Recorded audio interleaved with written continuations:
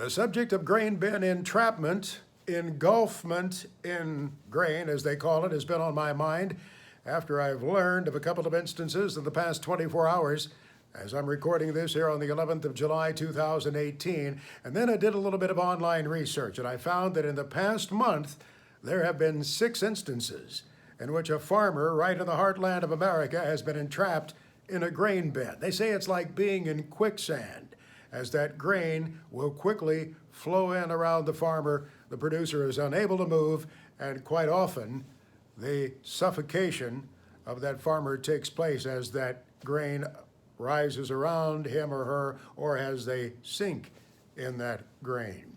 Now, several of the rescue efforts have been successful when a local fire department has been called to the scene. We're getting very good at this. Many of our rural fire departments are being trained, and they're being equipped with these rescue tubes. GSI makes one, for example. We did an online video for them. I tweeted that shows how that tube, the rescue tube from GSI, works. Several of the rural fire departments have those now. In fact, Nationwide Insurance has been awarding those each year to fire departments. There have been something like 1,000 applications, and I believe Nationwide has given away almost 50 of those to rural fire departments. And they work, but the key is to get there in time, of course. First responders do the best they possibly can. And many of the rescue efforts, indeed, have been successful. Boone, Iowa, West Burlington, Iowa, Preble County, Ohio. That instance just a few hours ago, as I'm recording this on the 11th of July, that instance just southeast of Sioux Falls, South Dakota, that was successful.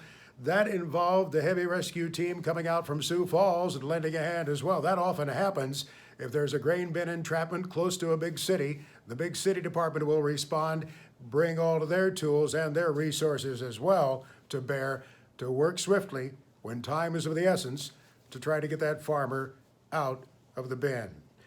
But there have been those instances, of course, where fatalities have taken place, and 2 of those have occurred in Illinois in the past month alone, just a few days ago. Marshall, Illinois, that's in Clark County along the east side of the state, a 19-year-old young man died in a grain bin entrapment.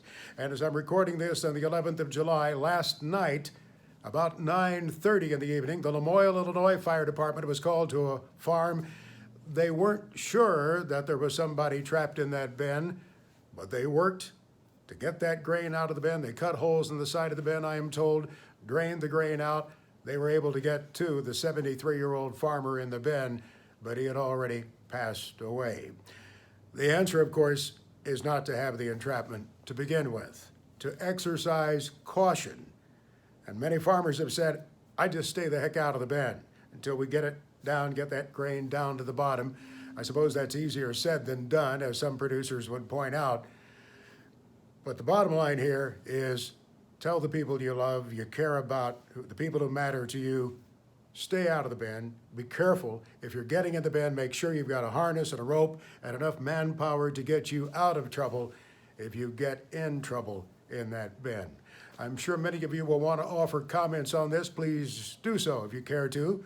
On my Twitter account at Max Armstrong, and my email, if you care to email me, max@agbizweek.com.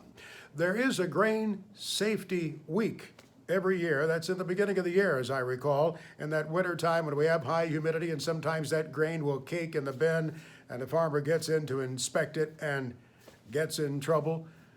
But here, many weeks after Grain Bin Safety Week, I want to underscore the problem with you.